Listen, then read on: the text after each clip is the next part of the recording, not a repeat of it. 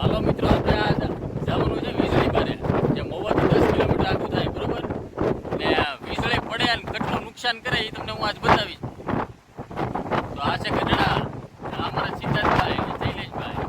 તો આપણે ત્રણે મિત્રો જાવ વીજળી બારે. આ હાંધી તમે લોકેશન જુઓ એકવાર ખાલી, તમે એટલે તમને મજા જ આવ્યા.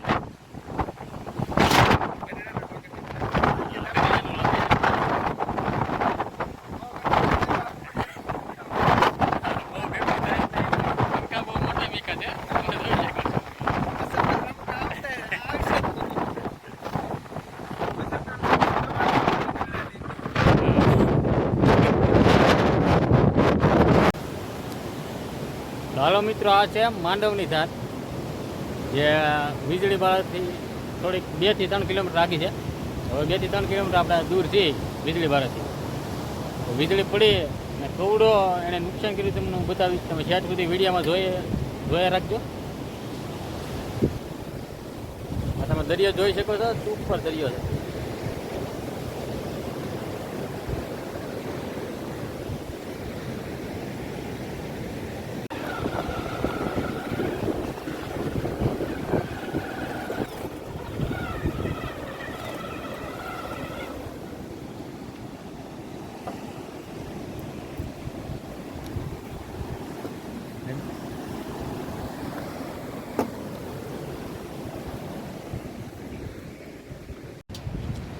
તો મિત્રો, સામે જે બતાય ત્યાં વીજળી બારું છે ને શૈલેષભાઈ અહીંના છે, તો એને વીજળી બારા વિશે વધારે નોલેજ છે. તો શૈલેષભાઈ, અચ્છા શૈલેષભાઈ અમારે ગઢડાના, તો આપણે તો ભાડ્યું નહોતું એટલે શૈલેષભાઈને હારે લાવ્યા હતી. ને તમે લોકેશન એકવાર તમે જુઓ.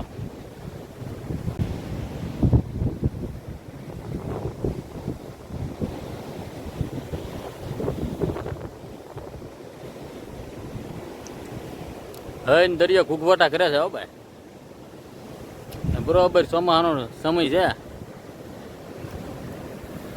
જગ્યામાં કાંઈ ઘટે એવું છે નહીં.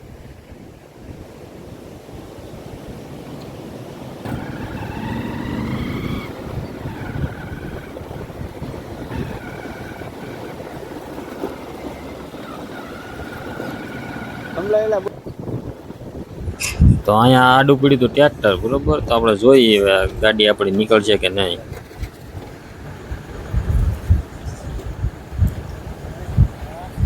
તો થોડાક કાંટા છે તે શૈલેષભાઈ એકકાર કરી નાખે છે ને કાંટા એકકાર કરીને આપણે નીકળી ગયા.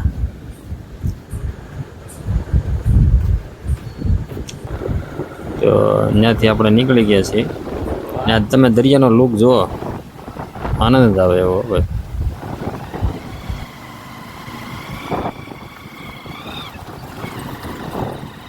બસ, તો હવે આ છેલ્લી ધાર છે. આ ઢાળ ચડી જઈએ આપણે એટલે સામું આવેલું છે વીજળી બારું.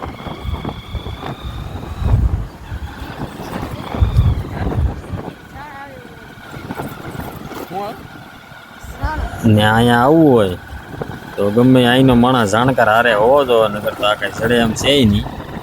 અને ગાડી પણ સારી હોવી જોઈએ, કેમ કે આમાં નકરા પથ્થર અને ખાડા કપચડાવાળો જ નકરો રોડ છે. અને અહીંયા તો એમ ગઈ છે કે અહીંયા હાવજોઈ રહી છે, તો અહીંયા જનાવર પણ છે, તો ધ્યાન રાખવાની જરૂર છે. અહીંયા થોડા દિવસે પણ જનાવરો હોય, કેમ કે આ બાજુ તો કાંઈટ જ છે, નકરો વન વિસ્તાર છે, ને આ બાજુ દરિયો છે. તો ફાઇનલી હવે આપણે વીજળી બારે પહોંચી ગયા છીએ. તો અહીંયા કરશું ગાડી પાર્કિંગ. ને સામું જે બતાય તે મહુવાની દીવાદાંડી. તો મિત્રો, ઘણા વર્ષો પહેલાં અહીંયા વીજળી પડી હતી, જે આ જાળી મારી ત્યાં વીજળી પડી અને દરિયાના કોળમાં નીકળી ગઈ હતી. અહીંયા અત્યારે જાળી મારેલી છે આડી.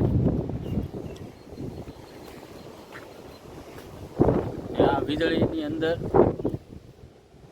અહીં ગઈ હતી વીજળી ને ઓલી બાજુ નીકળી ગઈ હતી.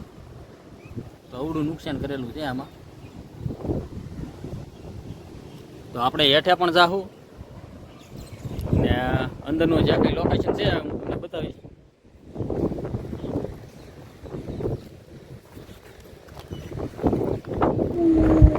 તો અંદર ભોળિયોનાથ બિરાજે છે. તો આપણે ભોળાનાથના દર્શન કરીશું ને અહીંયા જે પેલા મહંત થઈ ગયા તેના દર્શન કરશું ને અત્યારે જે સંત છે તેના પણ દર્શન કરશું.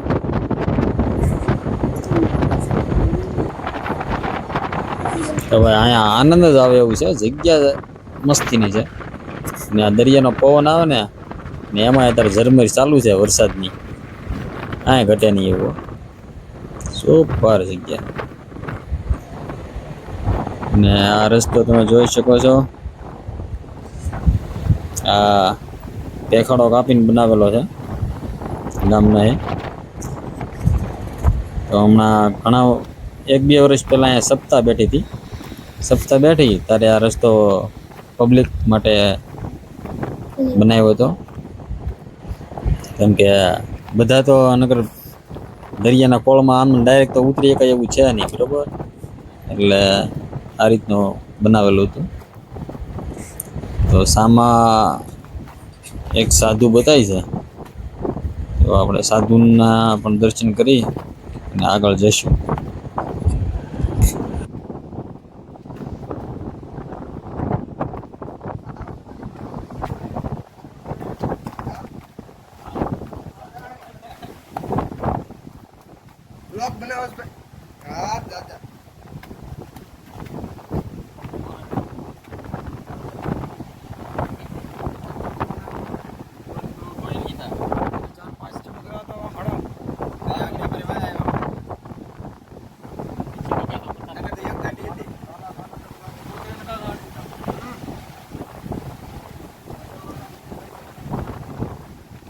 તો આ જગ્યા છે અદ્ભુત, મજા આવે એવી. આવીને એકવાર દર્શન કર્યા જેવી છે.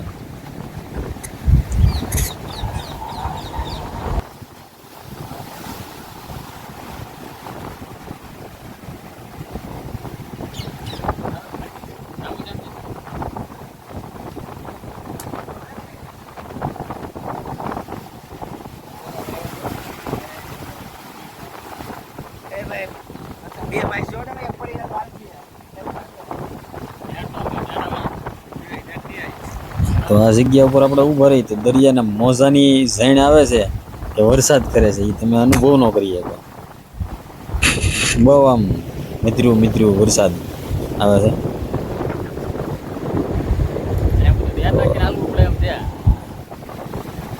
બનાવેલું તો છે સારું.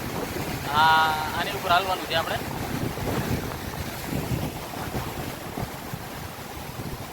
દરિયો હે ગુગવાટા મસ્તી ના કર્યા જાવ ભાઈ. ખાલી તમે એના લોડ જુઓ, લોડ કેટલા આવે.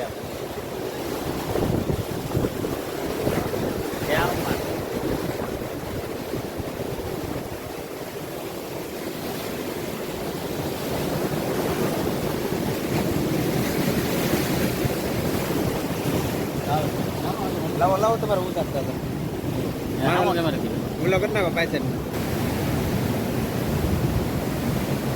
તો આ છે વીજળી ભરું, જે વીજળી બહાર નીકળી ગઈ હતી તોડીને. તો હવે આપણે ત્યાં જાઉં ને અંદર જઈ ને ભોળાનાથના કરીશું દર્શન.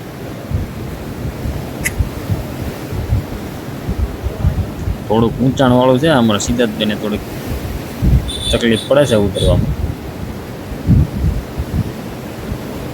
ને ભાઈ આમાં ધ્યાન રાખીને હાલવું પડે એમ જ છે, કેમ કે પથરા ઉપર જ હાલવાનું છે. અહીંયા હમણાં રસ્તો બનાવ્યો હતો પથરાનો ગુરુ પૂર્ણિમા આવી ત્યારે, પણ પાણીના લોડ એવા આવે એટલે પછી ધોવાઈ જાય.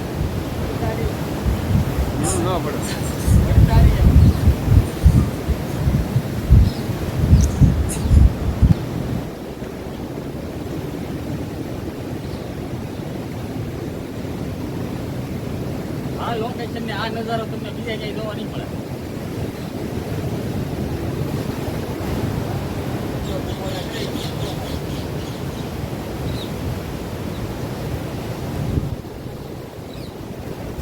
આ જગ્યા પર શ્વાસ લઈને તોય તાજગીનો અનુભવ થાય.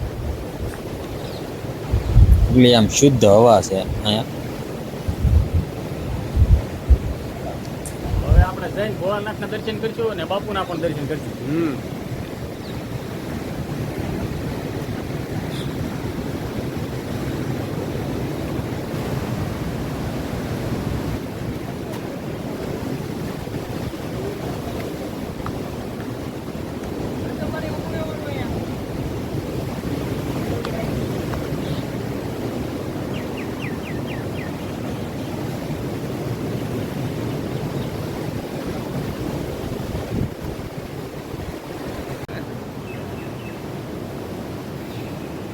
તો આ ભોંયરું ઉડું છે, અડધું ગામ બેસીને જમી શકે ને એવડું.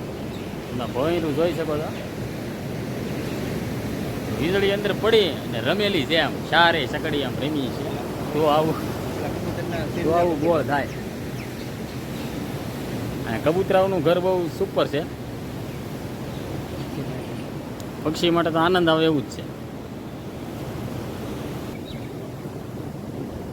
અંદર ધોમ પંખી છે, પોપટ ને કબૂતર ને. પંખી માટે તો સ્વર્ગ લાગે આવા.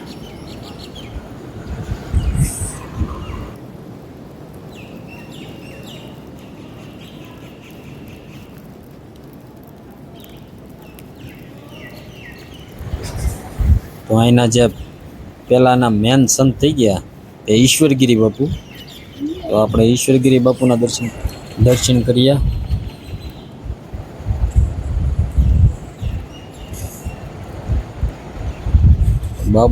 બાપુએ લગાવી અહીંયા ભભૂત ધૂણાની.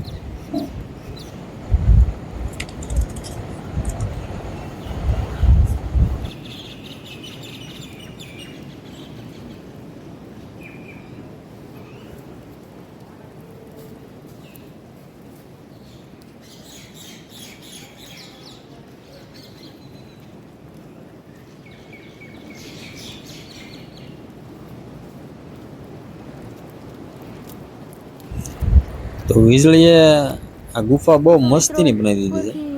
અહીંલી વીજળી પડી હતી અને અહીંયા નીકળી ગઈ હતી. પેલા અંદર સારી સકડી લીધી છે, ગોળ મસ્તીનું સકડો બનાવી દીધું ને બહુ મોટી જગ્યા બનાવી દીધી એમ. ને જે સામે છે તે ઈશ્વરગીરી બાપુ પછીના જે સંત થઈ ગયા, તો તેના આપણે દર્શન કરીએ.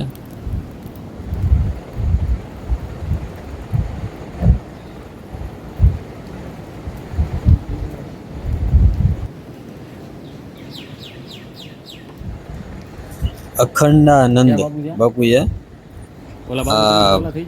ભોંયરામાં જે મોટા મોટા પથ્થરો હતા તે ભાંગીને હટાવી ને આ મસ્તીની જગ્યા બનાવી છે.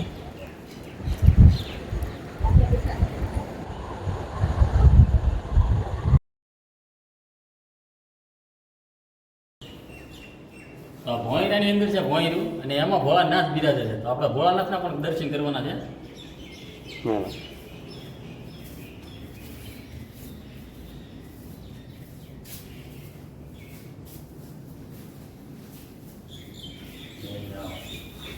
ભોળાનાથના દર્શન છે. ભોળિયાનાથ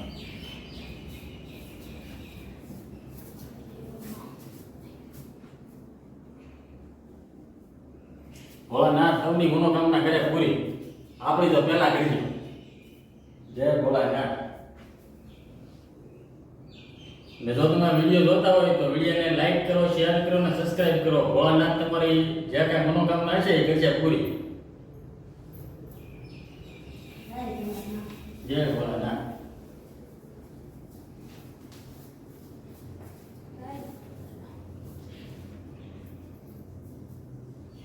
મૂર્તિ જે કઈ નીકળેલી છે ને એવા અંદરથી નીકળેલી છે, સ્વયંભૂ પ્રગટેલી છે. તો આ મૂર્તિ પણ બહુ આમ પ્રાચીન મૂર્તિઓ છે. તો હવે આપણે જઈને દરિયાનો જરાક લુક લેવું.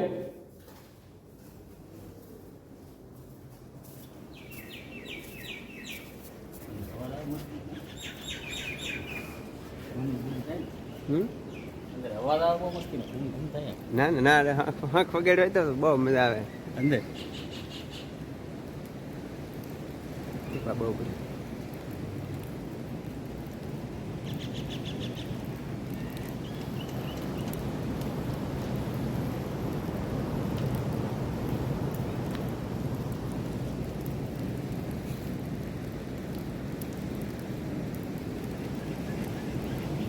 બાપુમાં બે પકડી બાપુમાં બે પકડી બે હોય ચાલો હિન્દીમાં હોય અંદર આપણે હિન્દીમાં આવ્યા ને કંઈક લેતા આવ્યા તો દૂધ બૂધ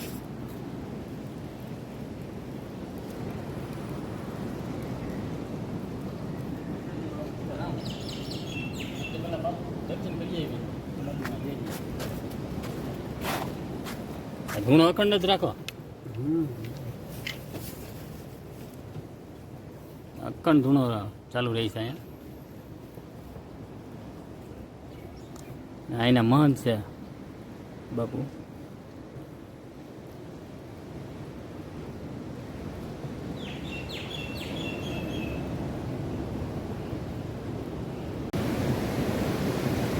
જગ્યા બહુ સુપર છે આવીને દર્શન કરો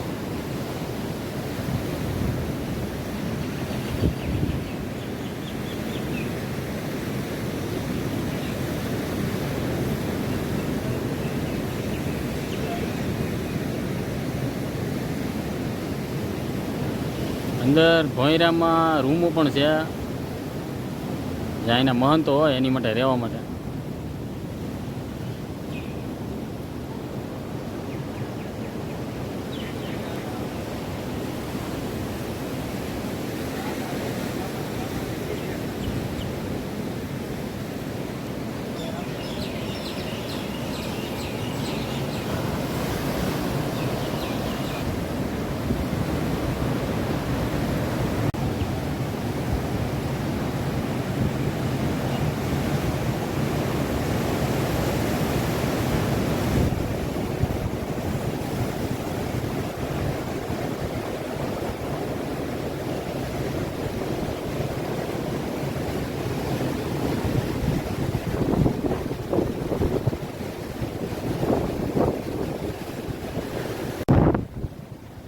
તો બાપુ જે જગ્યા ઉપર ઊભા હતા એ જગ્યા ઉપર ત્યાં પણ ઊભો રહીને અનુભવ કર્યો. બહુ મસ્ત લાગે છે, આનંદ આવે છે.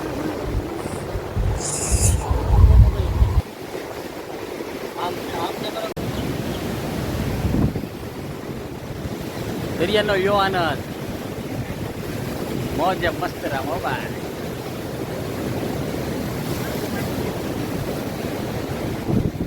તો આ લોકેશન જ એવી છે, અહીંયા આવીને બધા ફોટોગ્રાફી વધારે કર્યા. તમે પાછળ પણ જોઈ શકો છો. દરિયાનો લોડ આવી તમે જુઓ ખાલી આમાં કેમેરામાં તમને બતાવું. અહીંયા 7-10 જણા આવીને ફોટા પાડે છે અને અમે ત્યાં અહીંયા લોકેશનનો આનંદ લેવા જ આવ્યા છે.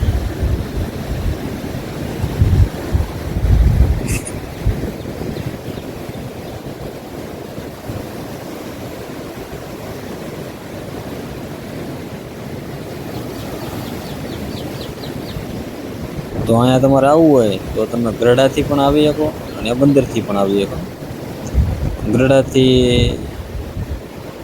મહુવાથી ગરડા 9 કિલોમીટર, ત્યાંથી 2 કિલોમીટર, 11 કિલોમીટર જેવું થાય. અને બંદરથી હાલો તો બંદર 7 કિલોમીટર અને બંદરથી આ વીજળી બારું 2 કિલોમીટર એટલે 9 કિલોમીટર જેવું થાય. તો બે જગ્યા પર તમે આવી શકો.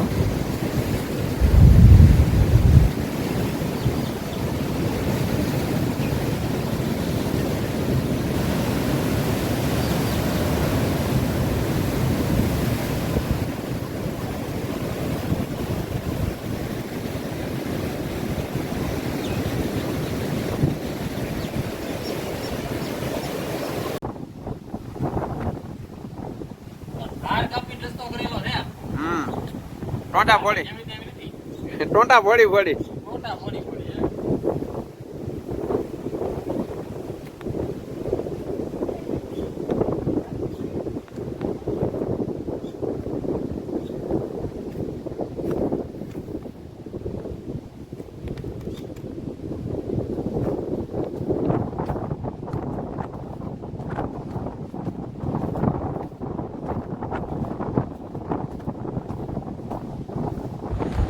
તો અત્યાર સુધી મારા વિડીયામાં બની રહ્યા એ માટે તમારો આભાર.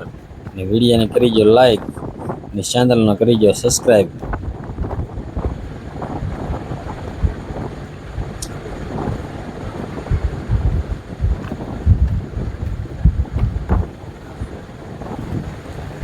તો હવે આ બહારનો નજારો તમે જોઈ શકો. સુપર.